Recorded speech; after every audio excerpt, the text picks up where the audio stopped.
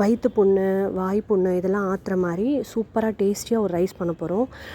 தேங்காய் பால் கஞ்சி தான் அது. அது வந்து இப்போது வெயிலுக்கு வந்து குளிர்ச்சியாகவும் இருக்கும். பச்சரிசி வந்து நல்லா கழுவிட்டு ஒரு டம்ளர் எடுத்திருக்கேன். நல்லா கழுவிட்டு 10 நிமிஷம் ஊற விட்டுட்டு 1 ஸ்பூன் வெந்தயமும் ஒரு 6 பூண்டும் போட்டு 1 டம்ளருக்கு 3 டம்ளர் தண்ணி ஊற்றி நான் வேக வச்சிடுறேன். ஒரு 2 சவுண்ட் வந்து 5 நிமிஷத்தில் ஆஃப் பண்ணிடுறேன். இந்த சைடு தேங்காய் எடுத்து தேங்காய் பால் தனியாக எடுத்து வச்சிடுறேன். 2வது தேங்காய் பால் மிக்சிலே இருக்கட்டும், ஏன்னா டேரெக்டாக அந்த குக்கர்லேயே வடிகட்டிடலாம். 2வது தேங்காய் பால் எடுத்து வச்சாச்சு. குக்கர் ஆஃப் பண்ணியாச்சு. இந்த சைடு இதுக்கு தொட்டுக்க வந்து பாசிப்பருப்பு துவையல் ஏற்கனவே நான் பண்ணி காமிச்சிருப்பேன் சேனலில். மறுபடியும் உங்களுக்கு யாருக்கும் தெரியலனா ஒரு 3 ஸ்பூன்ஸ் வந்து பாசிப்பயிர் வந்து நல்லா ப்ரௌனிஷாக வறுத்துக்கணும்.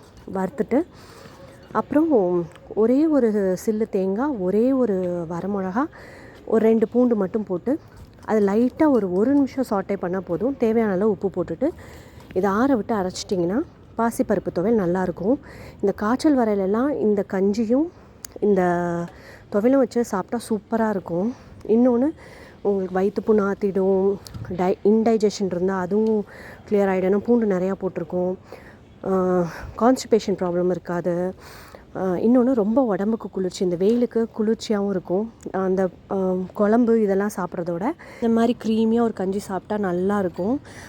ஸோ இப்போ வந்து நான் வந்து சாதத்தை நல்லா மசிச்சு விட்டேன் எடுத்தோன்னே. அப்புறம் அதில் செகண்ட் தேங்காய் பால் ஊற்றி அதையும் லைட்டாக கொஞ்சம் நல்லா மிக்ஸ் பண்ணியாச்சு.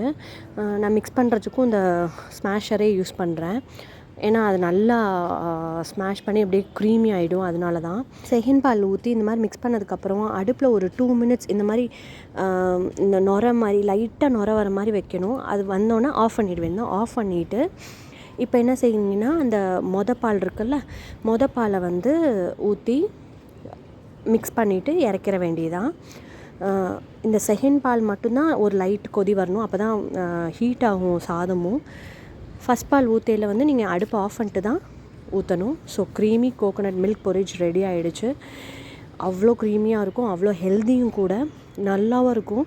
இது வந்து நீங்கள் ப்ராப்ளி சாட்டர்டே ஆர் சண்டே அதை வீக்கெண்ட்லேயோ இல்லை லீவ் டயத்துலேயோ பண்ணுங்கள்.